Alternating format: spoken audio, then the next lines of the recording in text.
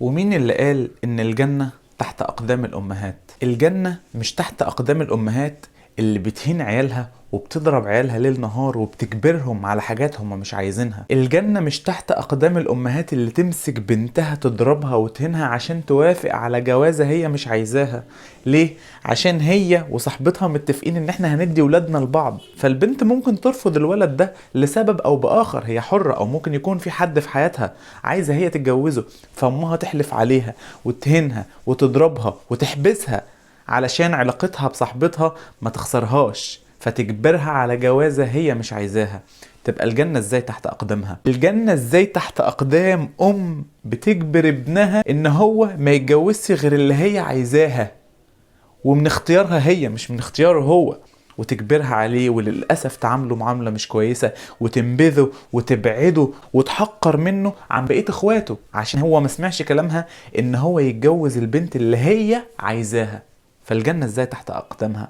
الجنة ازاي تحت اقدام امهات يبقى ابنها اتجوز مثلا واحدة هو بيحبها ومرتاح معاها، فالام تعمل ايه بقى من غيرتها على ابنها؟ تقعد توقع ما بينهم، ولما يكون هو في شغله مثلا تقعد تقول له ده مراتك عملت فيا وسوت فيا وهي انسانة مش كويسة، رغم ان مراته انسانة محترمة وما عملتش اي حاجة خالص، بس تقعد تنخور ما بينه وما بينها في علاقتهم علشان تبوظها من غيرتها على ابنها. وبعد كده يبتدي هو يروح يكلم مراته: ليه بتعاملي ماما معامله مش كويسه؟ تقول له انا ما عملتهاش معامله مش كويسه، ده هي اللي بتعمل كذا وكذا وكذا. يقول لها يعني هي امي هتكذب؟ ويبتدي يحصل توتر واهتزاز في العلاقه لحد ما العلاقه للاسف تخرب في الاخر، والام تبقى مبسوطه. ليه؟ عشان ابنها اختار واحده هو بيحبها، هي مش عايزه كده. ازاي الجنه تحت اقدام امهات زي دي؟ خلي بالك في علاقتك بابوك وامك، لو كانت العلاقة فيها تسلط منهم، لو كانوا بيفرضوا عليك حاجات انت ما انتش عايزها، ربنا قال: وإن جاهداك على أن تشرك بي ما ليس لك به علم فلا تطعهما.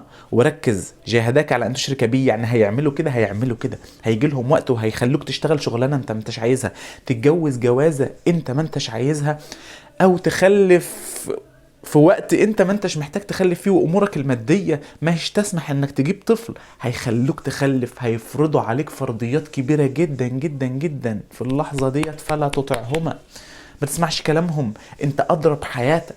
ما تقوليش اصل انا بعمل كده رضا لابويا وامي، ما فيش حاجه اسمها رضا لابويا وامي، في حاجه اسمها رضا لله اولا واخيرا ثم حضرتك، لان حضرتك اللي هتعيش، حضرتك اللي هتصرف، حضرتك اللي هتتجوز وهتخلف وهتعمل كل حاجه، مش ابوك وامك.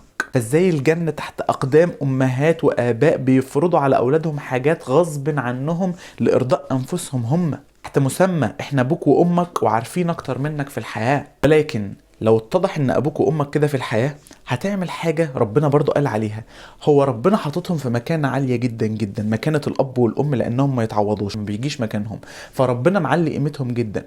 فربنا قال لك لو هم جاهدوك على ان تشرك وعملوا معاك الحاجات اللي احنا اتفقنا عليها ديت، صاحبهما في الدنيا معروفة. شوف، تخيل، نزلهم من مكانة الاب والام للصاحب. الصاحب ده اللي هو ممكن يتعوض، ممكن يروح ويجي غيره كتير.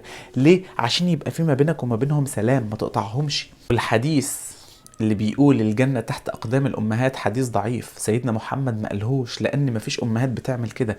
في أمهات بتخرب البيوت، في أمهات بتدمر فعلا حياة ولادها.